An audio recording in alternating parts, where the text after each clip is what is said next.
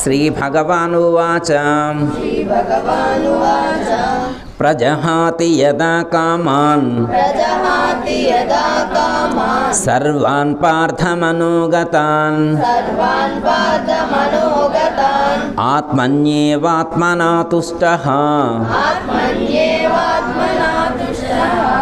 స్థితప్రజ్ఞస్తదోచ్యతే. ఇక్కడ అంటే మనం ఇందాక చెప్పుకున్నాం స్థితప్రజ్ఞుల లక్షణాలు గురించి పరమాత్మ తెలియచేయాలనుకున్నారు అనుకున్నామమ్మా. ఇప్పుడు ఫస్ట్ శ్లోకం స్టార్ట్ చేశారు వారు. పరమాత్మ స్థితప్రజ్ఞుల లక్షణాల గురించి చెప్పడానికి ఫస్ట్ శ్లోకం స్టార్ట్ చేశారు. ప్రజహాతి యథా కామాన్ సర్వాన్ పార్థమనోగతాన్ ఆత్మన్యేవాత్మనా తుష్టః. స్థితప్రజ్ఞుడికి ఎలాంటి లక్షణాలు ఉంటాయి అంటే ఏం చేయాలి? ఇప్పుడు మనం కూడా అలా కావాలనుకున్నాం కదా. ఎలా కావాలనుకున్నాం? మనం కూడా స్థితప్రజ్ఞులు కావాలనుకున్నాం, అవునా కదా? ఒకవేళ ఎవరైనా స్థితప్రజ్ఞులు కావాలనుకుంటే ఏం చేయాలి అంటే ప్రజహాతి యదా కామాన్ సర్వాన్. కామాన్ సర్వాన్ అంటే మీకు ఉన్నటువంటి కోరికలన్నింటినీ కూడా విడిచిపెట్టండి అని చెప్పారు. ఏమని చెప్తున్నారు? కోరికలన్నింటినీ విడిచిపెట్టాలి. First fundamental.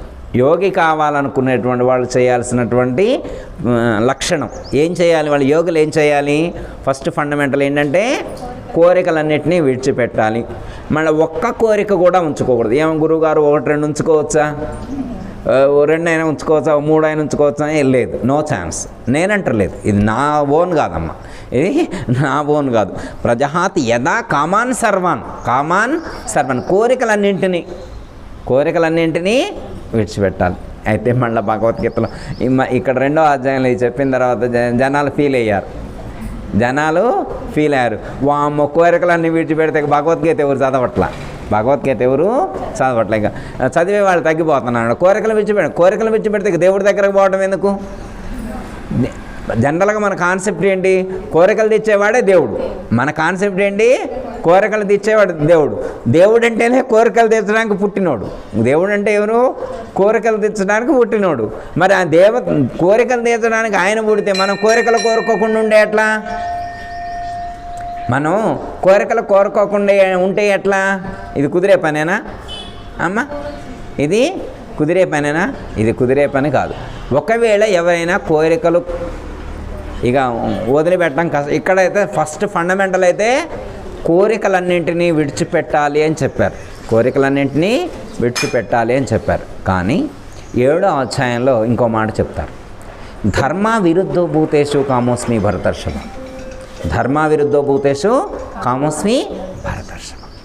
ఒకవేళ ఆప్షన్ అంటే ధర్మబద్ధమైన ఒకవేళ కోరుకుంటే ధర్మబద్ధమైనటువంటి కోరికలు బంధహేతువులు కాదు అని సూచించడం అనేటువంటిది జరిగింది. అర్థమైందమ్మా? ధర్మబద్ధమైనటువంటి కోరికలు కోరుకోవచ్చు, అధర్మయుక్తమైనటువంటి కోరికలు అలాంటి కోరికలు కోరుకోవచ్చు. ఓకే, ఇప్పుడు సపోజ్ ఉదాహరణకి ఫస్ట్ ఒక లిస్ట్ రాసుకోవాలమ్మా. మన జీవితం మొత్తానికి సరిపోను ఎన్ని కోరికలు ఉన్నాయో లిస్ట్ రాసుకోవాలి. దేవుడి దగ్గరికి వెళ్ళి అప్లికేషన్ పెట్టాలి. పెట్టిన తర్వాత ఆయన కొత్తవి రాయకూడదు. ఇక ఇప్పుడు ఒకసారి చెప్పారు కదా, జీవితం మొత్తానికి సరిపోయిన కోరికలు లిస్ట్ రాసిందని మళ్ళీ పాతవి కొట్టేసుకోవడం, మళ్ళీ కొత్తవి రాసుకుంటూ పెంచుకుంటూ పోయినాం అనుకోమ్మ, వాటికి ఏమైనా అంతుందా? వాటికి ఏమైనా అంత ఉంటుందా? వాటికి అంతు ఉండేటువంటిది కాదు. వాటికి అంతం అనేటువంటిది ఉండదు. ఎందుకంటే అమ్మా కోరికలు అనేటువంటివి ఒకదాని తర్వాత ఒకటి, ఒకదాని వెంట ఒకటి పుట్టుకొని వస్తూనే ఉంటాయి. ఎట్లా ఎగ్జాంపుల్ ఏమని చెప్పారంటే, ఒక ఆయన స్నానం చేయడానికి సముద్రం గాడికి పోయిండంట. సముద్రం గాడికి పోయిండంట. అందరూ అన్నారంట, రావే స్నానం చేయడానికి నువ్వు కూడా రావచ్చుగా అన్నారంట. నేను ఇప్పుడు చేయనులే అనంట. ఎప్పుడు చేస్తాను? నేను నియమం పెట్టుకున్నా అన్నట్ట. ఏమిట్రా నియమం అంటే, అలలు తగ్గితే నేను స్నానం చేస్తాను. సముద్రం గాడికి పోయినోడు ఏమన్నాడు? అలలు పొద్దాకలు అలలు వస్తున్నాయి, అలలు ఉంటే నాకు స్నానం చేయటం చేయబుద్ధి కాదు, అలలు తగ్గితే నేను స్నానం చేస్తానంట. మరి వాడు సముద్రం గాడికి పోయి అలలు తగ్గితే వాడు ఎప్పుడు స్నానం చేయాలా? అలలు తగ్గవు. అర్థమైందమ్మా? అలాగే అలలు తగ్గితే స్నానం చేస్తా అంటాం ఎట్లా ఉంటుందో, కోరికలు తీరితే నేను దేవుడి దగ్గరకు వస్తా అంటాం కూడా అలాగే ఉంటుంది. కోరికలు తీరితే భగవద్గీత చదువుతా అంటాం కూడా. అర్థమైందమ్మా? ఈ ప్రపంచంలో మనిషిని, అంటే ఈ ప్రపంచంలో ఉన్న మనుషులందరికీ కూడా దుఃఖానికి మూల కారణం, సమస్త ప్రాణికోట్ల యొక్క దుఃఖానికి మూల కారణం కోరిక.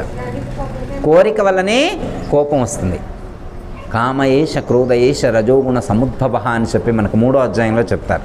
అంటే కోపం వల్లనే, కోరికల వల్లనే కోపం వస్తుంది. కోరికల వల్లనే కోపం వస్తుంది. ఆ కోపం వల్లనే దుఃఖం వస్తుంది. మనిషి యొక్క దుఃఖానికి మూల కారణం కోపం కాదు, కోపం వెనకాతల ఉన్నటువంటి కోరికలే మూల కారణం అని మనకు 3వ అధ్యాయంలో సూచించడం అనేటువంటిది దాని.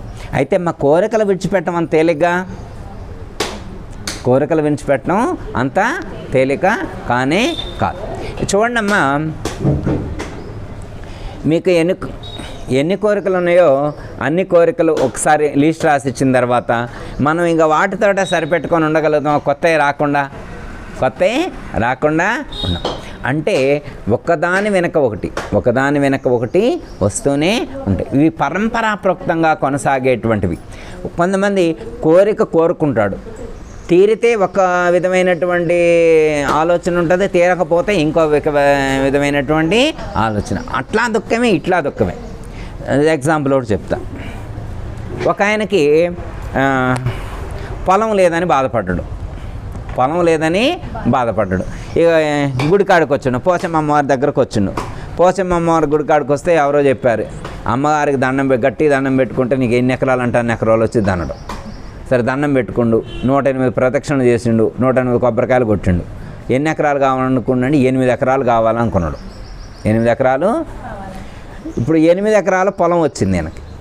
దండం పెట్టుకుండు, 108 ప్రదక్షిణలు, 108 కొబ్బరికాయలకి 8 ఎకరాలు వచ్చింది.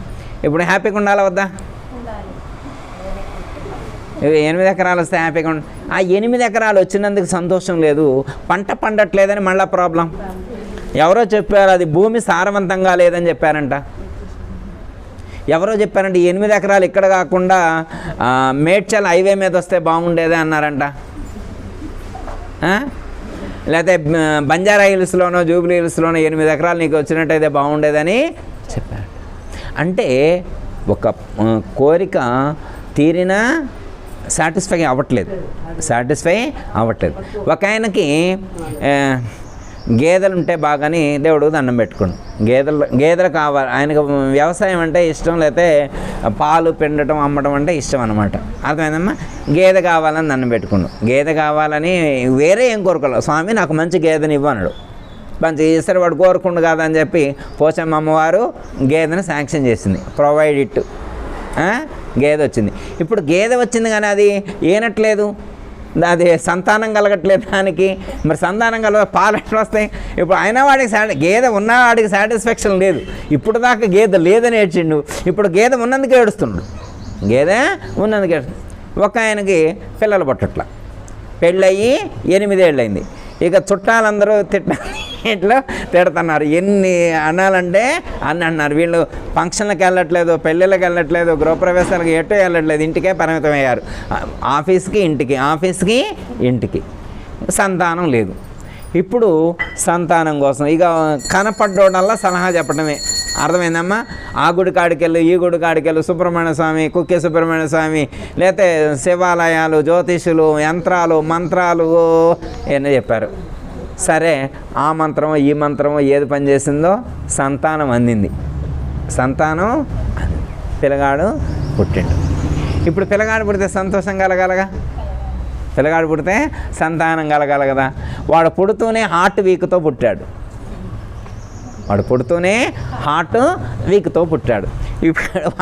ఇప్పుడు పిల్లగాడు పుట్టినందుకు సంతోషమా, హాస్పిటల్కి తిరిగేందుకు సంతోషమా?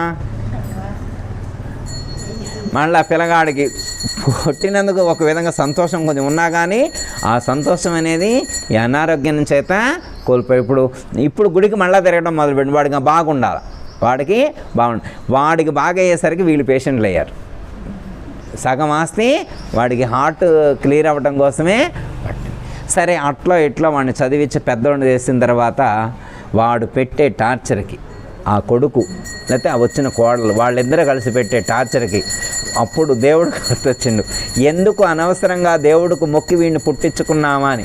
సంతానం లేకపోతేనే బాగుండేది.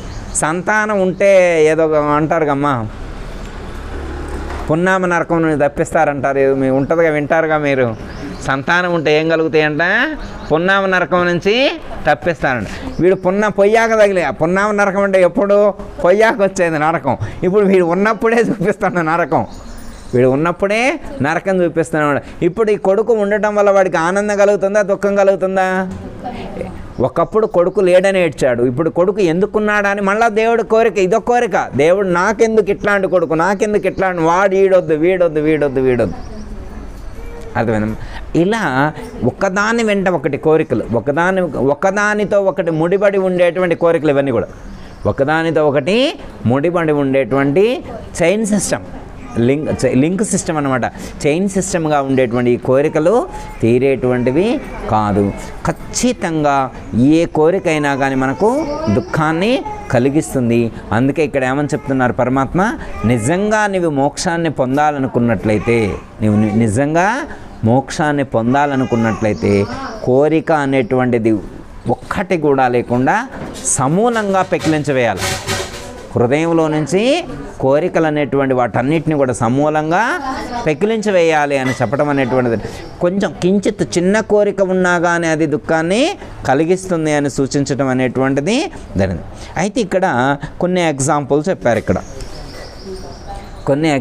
చెప్పారు. అవి కొంచెం ఉన్నా కానీ దుఃఖాన్ని కలిగిస్తాయి. కోరికలకి ఎగ్జాంపుల్ అంటే ఒకటి కాకపోతే, కోరికలు అనేటువంటివి శత్రువులు అని చెప్పారు. మీకు శత్రువులను వినే ఉంటారు. ఎంతమంది శత్రువులు చెప్తారమ్మా ఆధ్యాత్మికంలో? 6. 6. అరి షడ్వర్గము. అరి అంటే శత్రువు, షట్ అంటే 6. 6 శత్రువులు. ఏమిటమ్మా? కామము, క్రోధము, లోభము, మోహము, మదము, మాసర. ఇవి 6.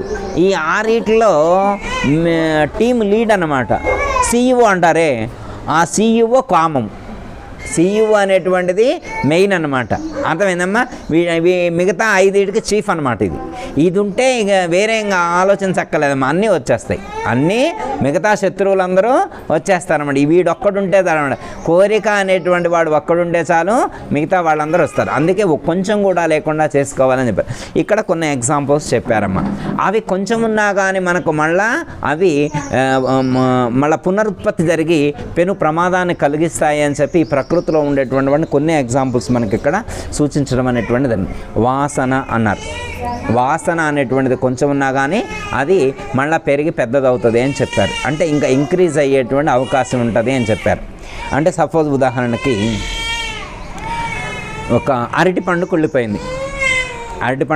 అక్కడ నుంచి అనుకోమ్మ, ఇవాళ కొంచెమే వాసన వచ్చింది అనుకో, రేపు ఇంకొంచెం వచ్చింది, ఇంకొంచెం వచ్చింది. అందుకని మొత్తం తీసేయాలి. నెక్స్ట్ అగ్ని కణం. ఒక చోట వరిగడ్డి వాము కాలింది. వరిగడ్డి వామిది కాలితే నీళ్లు చల్లారు, మొత్తం అయిపోయింది. కొద్దిగా ఉంది, కొంచెం ఉంది. కొంచెం ఉంటే వీళ్ళు వదిలేసి వెళ్ళారు. కొంచెమే కదా అని చెప్పి వదిలేసి వెళ్ళారు. కానీ తర్వాత ఆ కొంచెమే మళ్ళీ రగిలి మిగతా ఉన్న మొత్తాన్ని కూడా ఫినిష్ చేసేసింది. అంటే అగ్ని కూడా కొంచెం ఉన్నా కానీ మళ్ళీ పునరుత్పత్తి జరిగి పెను ప్రమాదాన్ని కలిగిస్తుంది అని చెప్పి ఎగ్జాంపుల్ చెప్పారు. రెండోది అప్పు, క్రెడిట్. మనం ఎక్కడైనా అప్పు తీసుకున్నాం అనుకోండి, ₹1,00,000 ₹10 వడ్డీ తీసుకున్నాడు. ₹1,00,000 ₹10 వడ్డీ తీసుకున్నాడు. 1,00,000 కట్టిండు, ఆ వడ్డీ కట్టలేదు. 1,00,000 కట్టిండు, వడ్డీ కట్టలేదు. వడ్డీ కొద్దిగా కదా అని చెప్పి వదిలేసింది అనుకోమ్మా, అది మళ్ళీ పెరిగి అసలుకి మించిద్ది. అందుకనే మొత్తం అది కూడా క్లియర్ చేయాలా. రూపాయి కూడా బాకీ లేకుండా, క్రెడిట్ లేకుండా క్లియర్ చేసుకోవాలని చెప్పారు. రెండోది రోగం. అతనికి ఏదో వైరస్ వచ్చిందన్నారు, వైరస్ ఫామ్ అయిందన్నారు. వైరస్ ఫామ్ అయిందంటే హాస్పిటల్కి వెళ్తే ట్రీట్మెంట్ చేస్తారు. 90% క్లియర్ అయింది, 10% ఏముంది, ఏం కాదులే వెళ్ళు, తగ్గుద్దన్నారు. కానీ అది మళ్ళీ ఆ 10% మళ్ళీ 20, 30, 40, 50 మళ్ళీ 100% పెరిగేటువంటి ఛాన్స్ ఉంటుంది. అలాగే వచ్చినటువంటి రోగాన్ని కూడా కంప్లీట్గా క్లియర్ చేసుకునేటువంటి ప్రయత్నం చేయాలి. ఇంకా అలాగే శత్రువులు, లోకంలో ఉన్నటువంటి శత్రువులు సినిమాల్లో చూస్తాం అమ్మ, వాడు పోతాడు, వాళ్ళ మనవడు వస్తున్నాడు, వాళ్ళ కొడుకు పోయి మనవడు పోయి ముని మనవడు వస్తున్నాడు, వాడు కూడా వీడి మీద యుద్ధాన్ని ప్రకటిస్తాడు అనమాట. అందుకని శత్రువులను కూడా సమూలంగా లేకుండా చేసుకోవాలి. సమూలంగా లేకుండా చేసుకోవాలంటే వాళ్ళతో ఉండేటువంటి అటాచ్మెంట్ని కట్ చేసుకోవాలి అని చెప్పినటువంటి ఉద్దేశం. తర్వాత రాగము, ద్వేషము, అలాగే పాయిజన్, విషం కూడా లోపలికి తీసుకున్న తర్వాత పూర్తిగా లేకుండా పూర్తిగా నశించేట్టుగా ప్రయత్నం చేయాలి. కొంచెం అంత విషం ఒక డ్రాప్ ఉన్నా కానీ అది మళ్ళా పెరిగి పెద్దదై మన యొక్క ప్రాణాలకే ప్రమాదం కలిగించేట్లుగా తయారవుతాయి అని చెప్పి ఈ ఎగ్జాంపుల్స్ని మనకి ఇక్కడ విద్యాప్రకాశానంద స్వాముల వారు సూచించడం అనేటువంటిది జరిగింది. ఏమని చెప్పారు? ఒకటి వాసన అనే దుర్వాసన కలిగించేటువంటిది, రెండు ఒక అగ్నికణాన్ని సూచించారు, అలాగే క్రెడిట్ అప్పు, అలాగే ఒక వ్యాధి, అలాగే ఒక శత్రువు కానీ ఇలా మనకు కొంచెం ఉన్నా కానీ మళ్ళీ తర్వాత కాలంలో అవి మళ్ళీ మనకు పెను ప్రమాదాన్ని కలిగించి మనకు దుఃఖాన్ని కలిగించేటువంటి అవకాశం ఉంటుంది. కాబట్టి వాటన్నిటినీ కూడా విడిచిపెట్టాలి అని సూచించడం అనేటువంటిది జరిగింది. అందుకని ఏం చేయమన్నారంటే మనమే క్లియర్ చేసుకోవాలి, మనమే క్లియర్. ఎందుకంటే అమ్మ ఒక పంట పొలం వేసాననుకోమ్మ, పంట పొలం వేసినప్పుడు పంట సరిగా వృద్ధి చెందాలి అంటే, పంట సరిగా రావాలి అంటే ఏం చేయాలి? కలుపు మొక్కలు లేకుండా చూసుకోవాలి. తెలుసుకమ్మా మీకు, పంట వృద్ధిలోకి రావాలంటే కలుపు తీస్తారా? విన్నారమ్మా? కలుపు తీయటం విన్నారుగా? కలుపు తీస్తే ఏమవుతుందంటే మనం వేసేటువంటి ఎరుపు కలుపు మొక్కలు కూడా తీసుకుంటుంది. మనం వేసేటువంటి ఎరువు పంట మొక్కలకే కాకుండా పిచ్చి చెట్లకు కూడా అది ఫామ్ అవుతుంది అనమాట, వేస్ట్ అవుతుంది అనమాట. మన శక్తి లేకపోతే మనం వేసినటువంటి పెస్టిసైడ్స్ కానీ ఫెర్టిలైజర్ కానీ యూజ్ చేసినప్పుడు ఆ పిచ్చి మొక్కలకు కూడా వెళ్ళటం వల్ల అవి కూడా బలవంతం అవుతాయి. అవి కూడా బలవంతమైనప్పుడు పంటను వృద్ధి చేయకుండా ఉంటాయి, అవి వృద్ధి చెందించకుండా కారణభూతంగా ఉంటాయి. కాబట్టి కలుపు మొక్కలు తీసేయాలి అని చెప్పారు. ఓకే అమ్మ, కలుపు మొక్కలు అంటే పొలంలో కలుపు మొక్కలు అంటే అర్థమైంది. ఇప్పుడు మరి ఇక్కడ మనం ఏమి వ్యవసాయం చేస్తున్నామని, ఇప్పుడు మనం ఏ పంట పండియడం కోసం ప్రయత్నం చేస్తున్నామని ఇక్కడ కలుపు మొక్కలు అని చెప్పారు విద్యాప్రకాశానంద గారి స్వాముల వారు. ఇప్పుడు ఇక్కడ ఏమైనా కలుపు మొక్కలు ఉన్నాయా? ఉన్నాయమ్మా? మనం చేసేటువంటి సాధనలో అనుష్ఠానంలో కలుపు మొక్కలంటే చెడు ఆలోచనలు, కలుపు మొక్కలంటే చెడు ఆలోచనలు. మన శక్తి మంచి ఆలోచనలకే కాదు చెడు ఆలోచనలకు కూడా ఖర్చు అవుతుంది. కాబట్టి అసలు చెడు ఆలోచనే లేకుండా చేసుకుంటే, మంచి ఆలోచనలతో జీవించినట్లయితే ఖచ్చితంగా అవి ఆ శక్తి సద్వినియోగం అవుతుంది, మనకి ఉపయోగపడుతుంది, మన చుట్టూ ఉండేటువంటి వాళ్ళకు కూడా ఉపయోగపడుతుంది అని చెప్పడం అనేటువంటిది జరిగింది. ఎందుకంటే అమ్మ సపోజ్ ఉదాహరణ ఒక చెట్టు వేసామనుకోమ్మా, చెట్టు వేస్తే మనకే ఉపయోగపడదా, మన చుట్టూ ఉన్నటువంటి వాళ్ళకు కూడా ఉపయోగపడదా? అంతేకా చెట్టు వేసిన తర్వాత చెట్టు చుట్టూరు బాక్స్ కట్టించి ఆ గాలి ఎటు వెళ్ళకూడదు, మా ఇంట్లోకే రావాలని చెప్పి మన ఇంటికి వెళ్ళి తిప్పంగా. ఇప్పుడు ఆ చెట్టు అక్కడ ఉందనుకోమ్మా, ఎంతోమందికి అది ఆక్సిజన్ని ప్రాణశక్తిని ఇస్తూ ఉంది. ఓకే, అంటే ఒక చెట్టు ఎలా లోకానికి ఉపయోగపడుతుందో మనం కూడా అలా లోకానికి ఉపయోగపడేట్లుగా ఉండాలి. రెండోది చీడ పురుగు అంటారు, విన్నారమ్మా? మనం ఆకుకూరలు కానీ కూరగాయ మొక్కలు కానీ వేసినప్పుడు చీడ పురుగు అది ఒక రకమైనటువంటి వైరస్ లాంటిది, బ్యాక్టీరియా లాంటిది ఫామ్ అవుతుంది. అది ఫామ్ అవుతుంది అంటే ఏమవుతుందంటే ఆకులన్నీ ముందు ఎక్కడ వస్తుంది ఆ ప్రాబ్లం, ఆకులు మొత్తం డిస్మాంటిల్ అయిపోతాయి, ఆకులన్నీ ఎండిపోతాయి, పైనుంచి చిన్నగా ఎండుకుంటూ వస్తారన్నమాట. పైనుంచి ఎండుకుంటూ వస్తుంది, చివరికి వచ్చేసరికి మనం ఆశించినటువంటి ఒక్క కాయ కానీ ఒక్క కూర కానీ మనకు చేతికి వచ్చేటువంటిది కాదు. అందుకని ఏం చేస్తారు, ఆ చీడ పురుగు లేకుండా ఉండడం కోసం ఏం చేస్తాం, మనం మందు కొడతాం. ఫస్ట్ చేలో ఉన్న కలుపు మొక్కలు తీసేయాలా, ఒకవేళ బయట నుంచి ఏమైనా ఇలాంటి ఫంగస్ కానీ బ్యాక్టీరియా కానీ వైరస్ వస్తే దాన్ని కంట్రోల్ చేయడం కోసం మనం ఇవి ఫెర్టిలైజర్స్ కానీ వీటిని యూస్ చేయాలి అని చెప్పడం అనేటువంటిది. అలాగే మనం ఎలాంటి మందు వేస్తే లోపల ఉన్నటువంటి ఇవన్నీ కూడా హరిస్తాయి, లోపల ఉన్నటువంటి చెడు లక్షణాలు కానీ లోపల ఉన్నటువంటి శత్రువులు కానీ ఎలా నశిస్తాయి అంటే నిరంతరం దైవ నామస్మరణ, నిరంతరం సత్సంగం చేయటం. ఒకటి సత్సంగం చేయటం ద్వారా, రెండు దైవ నామస్మరణ చేయటం ద్వారా, లేదా మంత్ర జపం చేయటం ద్వారా, లేదా మంత్ర అనుష్ఠానం ద్వారా మనలో ఖచ్చితంగా మార్పు వస్తుంది అని సూచించడం అనేటువంటిది జరిగింది. కాబట్టి మనం ఫస్ట్ ఈ కోరికలన్నింటినీ కూడా తీసేసుకునేటువంటి ప్రయత్నం చేయాలి. కోరికలు తీసివేసుకోవడానికి కావలసినటువంటివి ఇలాంటి సాధన కూడా మనం చేసినప్పుడు కోరికలు ఒక్కటి కూడా లేకుండా పోయేటువంటి అవకాశం ఉంటుంది అని చెప్పడం అనేటువంటిది జరిగింది. ఈసారి మీరు గుడికి వెళ్తే దేవుడికి కోరికలు కోరకుండా గుడికి వస్తారా? నమస్కారం చేసి అమ్మ కోరికలు కోరకుండా అయినా కానీ చెప్తారు కదా, అడిగితే అడిగిందే ఇస్తారు, అడగకపోతే అన్నీ ఇస్తారు. అడగకపోతే అన్నీ ఇస్తారు, అడిగింది ఒక్కటే ఇస్తారు అని చెప్పినట్లుగా మనం అడిగినా అడగకపోయినా మనకు రావాల్సింది ఈ ప్రకృతిలో ఖచ్చితంగా వచ్చి తీరుద్ది. ఎందుకు వచ్చింది?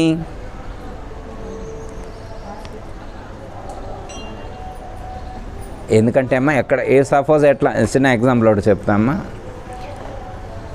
ఒక చోట ఒక సినిమా కానీ సీరియల్ కానీ తీయాలనుకోమ్మా, ముందేం చేస్తారు, ఆ రైటర్ ఒక స్టోరీ రాస్తారు. స్టోరీ రాసిన తర్వాత, డైలాగులు రాసిన తర్వాత యాక్టర్స్ని పిలిచిన తర్వాత వాళ్ళతోటి నువ్వు ఈ డైలాగ్ చెప్పు, నువ్వు ఆ డైలాగ్ చెప్పని వాళ్ళతోటి యాక్షన్ చేయించడం అనేటువంటిది జరుగుతుంది. ఫస్ట్ ఏం జరుగుద్ది? ఫస్ట్ రైటర్ అంటే స్క్రిప్ట్ రాస్తారు. ఫస్ట్ ఒక సినిమా తీయాలంటే ఏం జరగాల? స్క్రిప్ట్ రాస్తారు. స్క్రిప్ట్ రాసిన తర్వాతనే సినిమా డైరెక్ట్ చేస్తారు. తర్వాత యాక్టర్స్ అందరూ వచ్చి నటిస్తారు. అవునా కదా? ఇప్పుడు మనం ఎవరు నటులం ఈ జగన్నాటకంలో. ఈ జగత్ అనేటువంటి జగన్నాటకం అని అంటారుగమ్మా, అంటారుగా, దీన్ని ఏమంటారు? జగన్నాటకం. ఈ జగన్నాటకంలో మనకిచ్చినటువంటి క్యారెక్టర్ పోస్ట్ ఇది ఎన్ని సంవత్సరాలంటే 80. నా క్యారెక్టర్ నా పోస్ట్ లెంత్ ఎంత అంటే, నా క్యారెక్టర్ లెంత్ ఎంత అంటే 8 years, 80 సంవత్సరాలు నటించాలి నేను. ఈ 80 సంవత్సరాలు ఏమి నటించాలన్నది ఆల్రెడీ స్క్రిప్ట్ రెడీ అయ్యే ఉంది. స్క్రిప్ట్ ఆల్రెడీ ముందే రాసే పంపించారా? కాదా స్క్రిప్ట్ ఎక్కడుందో నాకు తెలియట్లా, డైరెక్టర్ ఎక్కడుండో కూడా నాకు తెలియట్లా. నన్ను ఆడించేవాడు, నువ్వు అలా ఆడు ఇలా ఆడు అని చెప్పి నన్ను ఆడించేవాడు ఎక్కడున్నాడో నేను తెలుసుకోవాలి ముందు. అర్థమైందమ్మా? ఏం తెలుసుకోవాలి మనం? స్క్రిప్ట్ రాసింది ఎక్కడుందో తెలుసుకోవాలి. మన స్క్రిప్ట్ ఎక్కడుందో తెలుసుకోవాలా వద్దా? తెలుసుకోవాలి. మరి ఈ స్క్రిప్ట్ రాసి పంపించిన తర్వాత ఆయనే కదా యాక్షన్ చేసి మనతో నటింపజేసేది. ఇలా మనల్ని నటింపజేసేటువంటి డైరెక్టర్ ఎక్కడున్నాడో కూడా తెలుసుకోవాలి. కాంటాక్ట్ ఆయనతో కదా పెట్టుకోవాల్సింది మనం. డైరెక్టర్ ఉండాలా, స్క్రిప్ట్ ఉండాలన్నమాట. మన స్క్రిప్టు, డైరెక్టర్ వీళ్ళతోటే పని. తర్వాత ఈ ఎన్విరాన్మెంట్ మొత్తం ఆయనదే కదా. డ్రామా మొత్తం వేయటానికి సెట్టింగ్ మొత్తం ఆయన వేసిందే కదా. ఎక్కడన్నా షూటింగ్ తీయాలనుకో సెట్టింగ్ వేస్తారు కదా. అవునా కదా? రామోజీ ఫిల్మ్స్ సెట్టింగ్ వేస్తారు అంటారు కదా. ఈ ప్రపంచంలో ఉన్నటువంటి ఇన్ని కోట్ల మంది నటించడానికి జగత్ అనేటువంటి సెట్టింగ్ వేసిండు పరమాత్మ. జగత్ అనే సెట్ వేసిండు, అందులో మనందరం తీసుకొచ్చి పడేసిండు. మనం ఎవరు? క్యారెక్టర్ ఆర్టిస్టులు. మనందరం క్యారెక్టర్ ఆర్టిస్టులు. మన క్యారెక్టర్ ఉన్నంత వరకే ఉంటాం అమ్మ. ఈ నాటకంలో ఎప్పటి వరకు ఉంటాం? మన క్యారెక్టర్ ఉన్నంత వరకే ఉంటాం. కాకపోతే ఏంటంటే జగత్ అనేటువంటి నాటక రంగంలో స్టేజెస్ చాలా ఉన్నాయి. ఒకే స్టేజీ కాదు. మామూలుగా సినిమా ఆడేవాళ్ళు ఒకే స్టేజీ మీద ఉంటారు. అర్థమైందమ్మా? ఇక్కడ ఏంటంటే మనకు చాలా స్టేజెస్ ఉన్నాయన్నమాట. మనం వేసే స్టేజ్ ఎక్కడుందో ఆయన డిసైడ్ చేసి ఆడికి పంపిస్తాను. నువ్వు అక్కడ ఎగిరితే చాలు, అన్ని చోట్ల అక్కర్లేదు అంటాడు. నువ్వు మొత్తం అన్ని చోట్ల ఎగరక్కర్లేదు, నువ్వు పలానా సౌండ్స్ హెచ్ఐఎల్ కాలనీలో పలానా ఇంట్లో అదే నీ స్టేజ్, అక్కడ నువ్వు ఇన్ని సంవత్సరాలు ఎగిరితే చాలని చెప్పి ఆడ పంపించండి. ఇక మనం అక్కడ వచ్చి ఆయన స్క్రిప్ట్ ప్రకారం ఆడాలి, నటించాలి. మనకిష్టమైన ఇష్టం కాకపోయినా అక్కడే నటించాలి. ఇష్టం కాకపోయినా అక్కడే నటించాలన్నమాట. ఇప్పుడు మన పక్కన ఎదురుగా వచ్చిన క్యారెక్టర్ మనకి నచ్చలేదు. మనతో పాటు నటించడానికి వచ్చినటువంటి క్యారెక్టర్ మనకి నచ్చకపోయినా వాడితోటే నటించాలి. మనం మార్చుకునే ఛాన్స్ మనకి లేదు. సపోజ్ ఉదాహరణకి సడన్గా అత్తగారు అనే క్యారెక్టర్ ఊడిపడింది. లేకపోతే భర్త అనే క్యారెక్టర్ ఊడిపడింది, భార్య అనే క్యారెక్టర్ ఊడిపడింది. ఈ క్యారెక్టర్స్ కొత్తగా క్యారెక్టర్స్ వచ్చినాయి. అవి ఒక్కోసారి మనకు నచ్చవచ్చు, ఒక్కోసారి నచ్చకపోవచ్చు. నీకు నచ్చకపోయినా అక్కడే ఆ ఇంట్లోనే ఆ స్టేజీ మీదనే నటించాలి కొంతకాలం. ఎంతకాలం నటించాలని, నీకు ఎంతకాలం అయితే నీకు క్యారెక్టర్ ఆయన రాసిండో డైలాగులు, మనకు ఎంత లెందు డైలాగ్స్ రాసున్నాయో ఆ డైలాగులన్నీ మనం అనాలి. ఒకవేళ ఇవి ఏమైనా మార్చుకోదలుచుకుంటే స్క్రిప్ట్ నచ్చకపోయినా డైరెక్టర్ని అడిగి, స్క్రిప్ట్ నచ్చకపోతే ఎక్కడ మార్చుకోవాలా, స్క్రిప్ట్ రాసి నుండి అడగాల. స్వామి నాకు అస్సలు నచ్చలా, నాకు నచ్చలా, ఈ సినిమా అసలు కొంచెం క్యారెక్టర్ మార్చు, కొంచెం డైలాగులన్నా మార్చు స్వామి, ఆ డైలాగులు వినలేకపోతున్నా, కర్ణ కఠోరంగా ఉన్నాయి ఆ డైలాగులు అంటే, కొంచెం డైలాగులన్న వాళ్ళతో మార్పించు. నా డైలాగులు కాదు, వాళ్ళ డైలాగులు మార్చినా నేను ప్రశాంతంగానే ఉంటా. వాళ్ళ స్క్రిప్ట్ మార్చు తండ్రి, నీ దండం పెడతా, వాడిని మార్చు స్క్రిప్ట్ అంటే ఎవరు మార్చగలరు? రాసినోడు మార్చాలి. ఆయన చేతిలో ఉంటే మార్చుతురు. ఆయన ఫిక్స్ అయి ఉంటాడు. ఒక్కోసారి ఆయన ఫిక్స్ అయి ఉంటే ఇక మారదు. ఆయన ఫిక్స్డ్ అంటే మారకపోవచ్చు. కాబట్టి ఒకవేళ మనకు చేతనైతే అక్కడ మార్చుకోవచ్చు. ఎక్కడ రాస్తారమ్మా రాతలో? స్క్రిప్ట్ అన్నంగా ఏడుంటుంది. ఓ అమ్మ స్క్రిప్ట్ అంటే గురువు గారు ఎక్కడమ్మా? అది ఎక్కడ ఆయన రాసేది? తనకి 7 రాస్తారంట. 7 రాస్తే ఆ మాత్రం మనం స్కానింగ్ లేదా, మన దగ్గర ఎంఆర్ఐ లేదా, ఆ మాత్రం మనం మార్చుకోలేమా? ఇంత మెషినరీ వచ్చిన తర్వాత, ఇంత టెక్నాలజీ ఇంప్రూవ్ అయిన తర్వాత 7 ఆయన ఏదో రాస్తే మనం మార్చుకోలేమా? కాకపోతే ఆయన ఏ పెన్నుతో రాసిండో, ఆయన రాసినటువంటి విధానం మనకు తెలియాలి కదా. అర్థమైందమ్మా? కొన్ని లాంగ్వేజే అర్థం కాదు, ఎలాంటి మెటీరియల్ యూజ్ చేశాడో తెలిస్తే మనం మార్చుకునే ఛాన్స్ ఉంటుంది. మరి ఆయన దేంతో రాసి ఉంటాడో?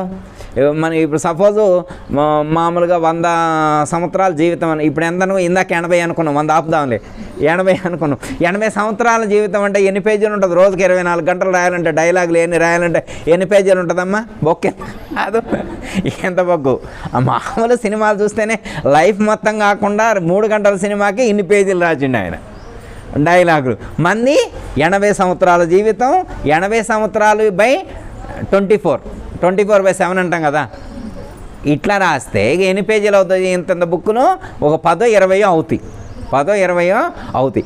మరి అన్నీ ఆడబట్టినాయి, అవన్నీ నెత్తి మీద పెట్టుకొని తిరిగితే మనకి హెడేక్ వచ్చింది. అవన్నీ మనకు రాసిన పేపర్ను మొత్తం రాసుకొని పెట్టుకుంటే తలకాయ నొప్పే వచ్చింది. అందుకే ఆయన ఏం చేశారు, దాన్ని సూక్ష్మం చేసేసారు. ఇప్పుడు అర్థమైందమ్మా? 3 గంటల సినిమాని చిన్న మెమరీ కార్డులో పడేట్లా అర్థమైందమ్మా? 256 GB అంటే ఎన్ని గంటల మెమరీ పట్టు దాంట్లో? అర్థమైందమ్మా? మన మానవ మేధస్సే 256 GBని ఇంత మెమరీ కార్డులో పెట్టి పడేశారు, ఈ ఫోన్లో పెట్టి పడేశారు. దీంట్లోనే ఒక 20 రోజులకు సంబంధించినటువంటి డేటాను స్టోర్ చేసేటువంటి స్టెబిలిటీ మనకు. మరి ఆయన తయారు చేసినటువంటి మెమరీ కార్డు ఎంత అద్భుతంగా ఉంటుంది కదా. ఆయన మెమరీ కార్డు అంట ఇప్పటికీ ఇప్పుడేమో 80 సంవత్సరాలు అనుకుంటున్నాం. మనం ఎన్ని సంవత్సరాలు అనుకుంటున్నాం? 80 సంవత్సరాలు అనుకుంటున్నాం. 80 సంవత్సరాలు కాదట, కొన్ని లక్షల జన్మలకు సంబంధించినటువంటి డేటా. ఇది ఒక్క జన్మదేగా మనం చెప్పేది. ఇప్పుడు మనం చెప్పేది ఒక్క జన్మదే కదా. ఇలాంటి జన్మలు అనేకం గడిచినాయి కదా గతంలో. ఇక ముందు గడవాల్సిన జన్మలు చాలా ఉన్నాయి కదా. అర్థమైందమ్మా? అంతా మెమరీ. మన మెమరీ కార్డ్ ఏంటంటే ఆటోమేటిక్. ఇది ఆటోమేటిక్ సిస్టమ్ అన్నమాట. ఎంత స్టోర్ చేసినా కానీ ఇంకా ఎన్లార్జ్ అవుతూనే ఉంటుంది. మీరు పుష్పక విమానం గురించి విన్నారమ్మా? పుష్పక విమానం అనేటువంటిది వెనకటి రోజుల్లో ఒకటి ఉండేది, నేను విన్నది చెప్తాను. దాంట్లో ఎంతమంది ఎక్కినా ఇంకొకళ్ళు ఎక్కడానికి స్పేస్ ఉంటుందట. ఎంతమంది ఎక్కినా ఇంకొకళ్ళ ఛాన్స్ ఉంటుంది. ఆ టైప్ ఆఫ్ మహిమ కలిగి ఉన్నటువంటిది అదనమాట. మన మెమరీ కార్డు కూడా అలాంటిది అనమాట.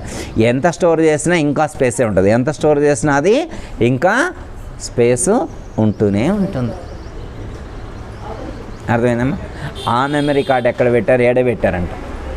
ఆ మెమరీ కార్డు ఏడ పెట్టారు? ఇందాక చెప్పారు కమ్మా, ఏడే పెట్టారు ఆ మెమరీ కార్డు. అమ్మయ్య, మెమరీ కార్డు ఏడుందని తెలిసింది మనకి. మెమరీ కార్డు ఏడుందని చెప్పింది. ఇప్పుడు మనకున్న ప్రాబ్లమ్స్ అన్నీ కూడా దాంట్లో ఉన్నాయిగా బయటకు వచ్చేది. ఇప్పుడు మెమరీ కార్డు పెట్టి టీవీలో ఆన్ చేసింది మనకమ్మ, సినిమా వస్తుందా అట్లా మెమరీ కార్డులో ఏమున్నాయి అవన్నీ వస్తున్నాయి కదా. మెమరీ కార్డులో 8 సినిమాలు పెట్టారంట. ఎన్ని వేశారు? 8 సినిమాలు వేశారు. ఇప్పుడు మెమరీ కార్డు టీవీ కనెక్ట్ చేసి మనం చూసామనుకో డిస్ప్లే ఎన్ని వస్తాయి? 8 సినిమాలు. ఒకటి అయిపోయిన తర్వాత ఒకటి మళ్ళీ 8 అయిపోయాక మళ్ళీ 1 నుంచి రీస్టార్ట్. 8 అయిపోయాక 1 నుంచి రీస్టార్ట్. అది పిల్లగాళ్ళకి తెలియక 8 డిలీట్ చేసిండు. పిల్లగాళ్ళకి తెలియక ఏదో నొక్కితే డిలీట్ అయినాయి. ఇప్పుడు డిలీట్ అయితే వస్తాయా సినిమాలు? లేవా? ఎందు లోపల రాకపోతే రావా? లోపల డేటా లేకపోతే రావా సినిమాలు? మెమరీ కార్డులో ఉంటేనే వస్తాయమ్మా. మెమరీ కార్డులో ఉంటేనే వస్తాయి. ఇప్పుడు మరి డిలీట్ చేయడం ఎవరు డిలీట్ చేసుకోవాలి? అంటే మన మెమరీ కార్డు ఎక్కడుందో మనకి తెలిస్తే మనమే డిలీట్ చేసుకోవచ్చు. ప్రజహాతి యథా కామాన్ సర్వాన్, సమస్త కోరికలన్నిటినీ కూడా డిలీట్ చేసుకుంటే కదా హ్యాపీగా ఉండొచ్చట. కోరికలన్నింటినీ విడిచిపెడితే హ్యాపీగా ఉండొచ్చు. ఆప్షన్ మనకే ఉందట, డిలీట్ చేసుకునే ఆప్షను మనకే ఉంది. ఎందుకంటే డిలీట్ చేసుకునేటువంటి యంత్రం అంటారు, మిషన్, డిలీట్ చేసుకునేటువంటి మిషన్ మనకి ఇచ్చారంట. అమ్మయ్య, ఏది గురువుగారు ఎప్పుడు మాకు ఇలాది ఇంట్లో కూడా ఏదో మిషన్ ఇచ్చారంటున్నారు, ఏదో ల్యాప్టాప్ ఏదో ఇచ్చారంటున్నారు, ఇంటికాడ ఎప్పుడో కనబడలేదు అనుకుంటాం కదా. ఆ యంత్రమే ఇది, ఈ శరీరమే లైవ్ మిషన్. ఇది మిగతా అయినా కానీ ప్రాణం లేని మిషన్లు అవి. మిగతా అయినా ఎలాంటివి? ప్రాణం లేని మిషన్లు అవి. ఇవి ప్రాణం ఉన్నటువంటి మిషన్. ఈ ప్రాణం ఉన్నటువంటి మిషన్ చూడండి ఎంత అద్భుతంగా క్రియేట్ చేయబడిందో, ఎంత అద్భుతంగా క్రియేట్ చేయబడిందో. దీంట్లో మెమరీ కార్డు పెట్టి ఇన్స్టాల్ చేసిండు. మెమరీ కార్డు ఇన్స్టాల్ చేసినా కానీ గుర్తించలేనటువంటి స్థితిలో ఉన్నాం. మన మెమరీ కార్డు ఎంత అద్భుతంగా పనిచేస్తుందో తెలుసా? ఎంత అద్భుతంగా పనిచేస్తుంది మెమరీ కార్డు. ఎంత వ్యాపించి ఉంటుందంటే ఆపాదమస్తక పర్యంతం వరకు కూడా మెమరీ కార్డు వ్యాపించి ఉంటుంది. మనం భజన చేస్తున్నాం, మంచిగా తీక్షణంగా భజన చేస్తున్నాం. మన మనవరాలు అక్కడ ఆడుకుంటుంది, పిన్నీస్ దొరికింది మనవరాలకి పిన్నీస్ దొరికింది. మనం ఈ లోకంలో లేవు. పిన్నీస్ తీసుకొని అరికాల్లోకి వచ్చింది. మనకి తెలుస్తుందా లేదా? అయ్యో అట్టడి తెలిసిందండి, మేము భజన చేస్తుంటే పిన్నీస్కు అరికాల్లోకి వచ్చింది ఎలా తెలిసిందండి? అంటే మన మిషన్ ఎంత యాక్టివ్గా పనిచేస్తుందో ఆలోచించండి. అర్థమైందా? పిన్నీసు అరికాల్లోనే కాదు, నెత్తి మీద కూర్చున్నా కానీ, వీపు మీద కూర్చున్నా కానీ, అరిచేతిలో కూర్చుని ఎక్కడ కూర్చున్నా కానీ స్పర్శ తెలుస్తుంది. ఎమ్మటే రికార్డు చేసుకుంటుంది. అది ఎమ్మటే రికార్డు చేసుకుంటుంది. ఎంత అద్భుతంగా అనిపిస్తుంది. మీరు ఓ ఫోటో తీయాలనుకోమ్మా, ఫోటో స్టోర్ చేయాలంటే ఓ ఫోన్ కావాలా, లేకపోతే కెమెరా కావాలా, ఎన్ని కావాలా? అర్థమైందమ్మా? మన దీంట్లో అమ్మ కన్నే కెమెరా. దీంట్లో ఒక ఫోటో తీసిందనుకోమ్మా, లోపల స్టోర్ అయింది. దీనికి వేరే మెమరీ కార్డు మీరు వాడక్కల, ఆల్రెడీ మెమరీ కార్డు ఉంది. చూస్తే చాలు. ఎలా గుర్తుంటుందండి? సపోజ్ ఉదాహరణకి ఎగ్జాంపుల్, మీ పిన్ని గారు ఎదురయ్యారు. ఊరు నుంచి వచ్చారు, పిన్ని గారు ఎదురయ్యారు. కాసేపు మాట్లాడుతూ ఉంటే బద్రీనాథ్ గురించి చెప్పింది.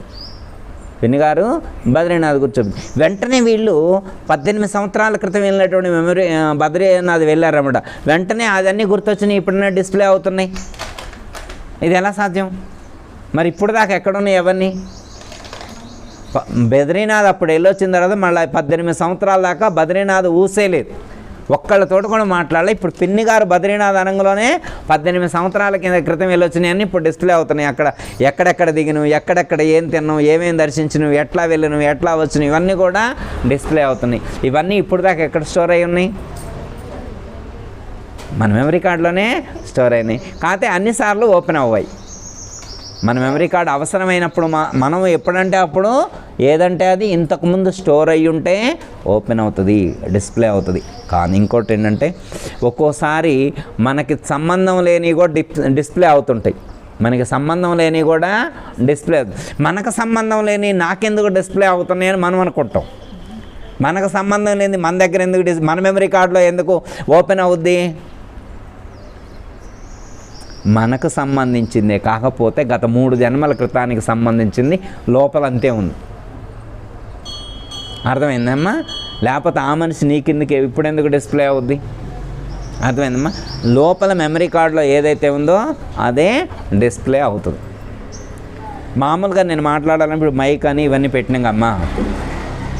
సపోజ్ ఉదాహరణకి ఇప్పుడు వినాలంటే మైక్ ఆడుంది, మాట్లాడేది ఏడుంది, మాట్లాడేది ఎక్కడుంది, మైకు అక్కడుంది.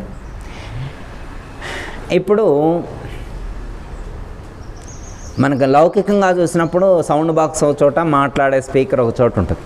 కానీ పరమాత్మ క్రియేషన్లో సౌండ్ బాక్స్ ఇక్కడ పెట్టారు, ఇటోటి 2 సౌండ్ బాక్సులు ఉన్నాయా లేవా? మీకు అందరికి ఉన్నాయా లేవా? పిల్లికి కూడా ఉన్నాయంట. ఆయన పరమాత్మ క్రియేషన్ చూడమ్మా, పిల్లికి కూడా సౌండ్ బాక్సులు పెట్టిండు. మరి మాట్లాడేది స్పీకర్ యాడ్ పెట్టిండు, నోట్లో పెట్టిండు.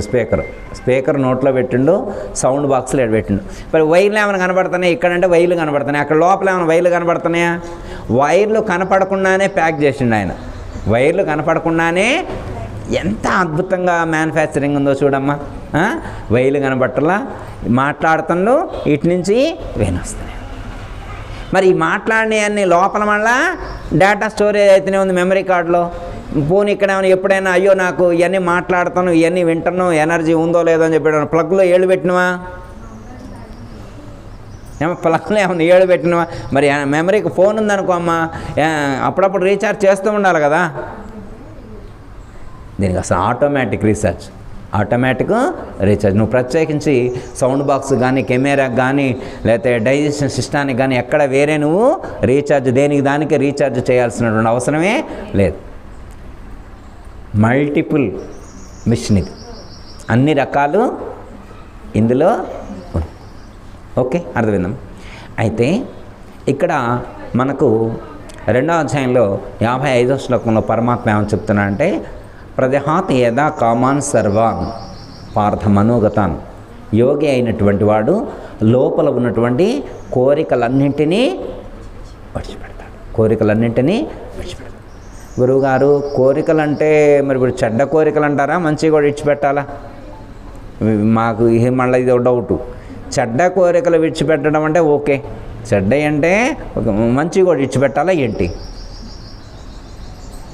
మంచి కూడా అంటే వేదాంతంలో ఏమని చెప్తారంటే, చెడు కోరికల వల్ల పాపం వస్తుంది, మంచి కోరికల వల్ల పుణ్యం వస్తుంది. పాపము ఇనుప సంఖ్యలు అయితే పుణ్యము బంగారు సంఖ్య. ఏవైతే సంఖ్యలే కదా, కాబట్టి రెండింటినీ విడిచిపెట్టాలి అని చెప్పారు. చిన్న ఎగ్జాంపుల్ ఒకటి చెప్తాము దీనికి సంబంధించి. ఒక్కొక్కళ్ళు ఒక్కో పద్ధతిని అనుసరిస్తారు. అలాగే లేదా ఒక బౌద్ధ భిక్షువులు ఉన్నారు. బౌద్ధ భిక్షువులు ఉంటే వాళ్ళు సాధన చేస్తూ ఉన్నారు. అక్కడ వెళ్ళినప్పుడు అందరికీ వైట్ పేపర్స్ ఇచ్చారు. ఈ పుట్టిన కాడి నుంచి ఇప్పటి వరకు మీరు ఏమేం చేశారో అవన్నీ నోట్ చేయమన్నారు. అంటే కోపం వచ్చిన సందర్భాలు కానీ, కోరుకున్నటువంటి కోరికలు కానీ మొత్తం ఏమన్నారు, పేజీలు రాస్తూ ఉన్నారు. మొత్తం రాశారు. ఒకవైపు నెగిటివ్, ఒకవైపు పాజిటివ్. అంటే మీరు జీవితంలో చేసినటువంటి మంచి అన్నీ ఒక లిస్టులో, చెడు అన్నీ ఒక లిస్టులో రాయమన్నారు. అన్నీ రాశారు. ఇప్పుడు రాసిన తర్వాత మళ్ళీ ఆయన అడిగారు, ఇంకా ఏమైనా మిగిలి ఉన్నాయా లోపల? ఏమన్నా ఇంకా రాయాల్సిన ఇంకేమన్నా మిగిలి ఉన్నాయి? ఇవేనంటే గురువుగారు పుట్టినప్పటి నుంచి ఇప్పటి వరకు మెమరీలో ఉన్నాయి మొత్తం నోట్ చేసినాం. అందులో మెమరీలో ఉన్నాయి మొత్తం నోట్ చేసినాం. అయితే ఇవి మొత్తం కూడా పరమాత్మకును సబ్మిట్ చేయి. ఇవి ఇప్పటి వరకు చేయబడినటువంటివి ఏవైతే ఉన్నాయో అవన్నీ కూడా పరమాత్మకు సబ్మిట్ చేయన్నారు. ఇంకా పోచమ్మ అమ్మవారి దగ్గరకు వచ్చి, అమ్మ తల్లి, పుట్టినప్పటి నుంచి ఇప్పటి వరకు నేను జీవితంలో చేసినటువంటి కర్మలన్నీ కూడా ఈ పేపర్లో భద్రపరిచి, అవి పేపర్లో కాదు, నా మనసే అనుకో, ఆ పేపరే నా మనసు, అందులో భద్రపరిచా. వాటన్నిటినీ ఇప్పుడు మీకు సమర్పిస్తున్నా. ఇంకా వాటితో నాకు ఎలాంటి సంబంధం లేదు.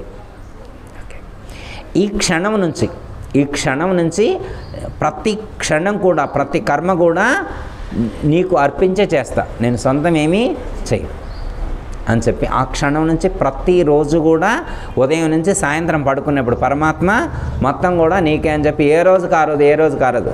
కొంతమంది అయితే జీవితం మొత్తానికి సమర్పిస్తారు. కొంతమంది సంవత్సరానికి, కొంతమంది నెలకి, కొంతమంది వారానికి, కొంతమందికి డైలీ, ఏ రోజు ఆ రోజు క్లీనింగ్ అనమాట, డైలీ క్లీనింగ్ అనమాట. సాయంత్రం అవగానే మొత్తం సర్వసమర్పణ భావం, శరణాగత భావంతో అన్నీ సమర్పిస్తూ ఉన్నారు. ఓకే అమ్మా. ఎవరైతే ఈ విధంగా మంచి చెడు ఒకేసారి ఉన్నాయి మొత్తం సమర్పిస్తే ఇంకేముంటుందమ్మా? ఉన్నాయి మొత్తం సమర్పిస్తే ఇంకేమీ ఉండవు, కొత్తగా ఏమీ చెయ్యం.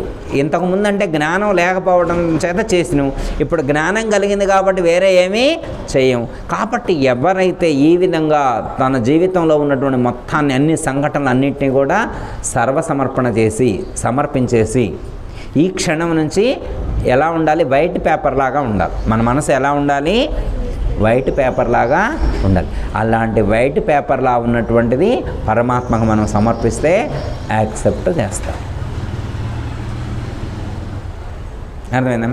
ఇప్పుడు నాకు లోపల వైట్ పేపర్ ఉందో లేదో ఎవరికి తెలుసు? గురువుగారు మీరు అంటున్నారు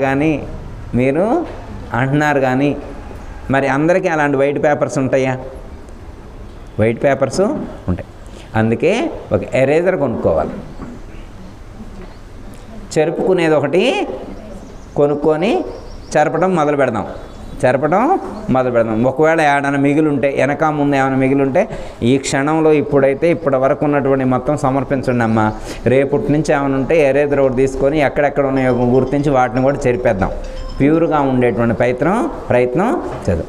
నిర్మలంగా ఉండాలి. అందుకే ఇందులో ఇంకొక మాట చెప్తారు, అదొక్కటి చెప్పి క్లోజ్ అమ్మా.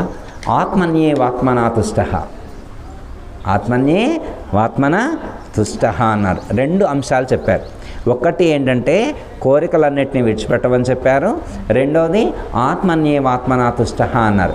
అంటే జ్ఞాని అయినటువంటి వాడు తన ఆత్మయందే తాను తుష్టిని, అంటే ఆనందాన్ని పొందుతూ ఉంటాడు. అందరికీ జై గురు.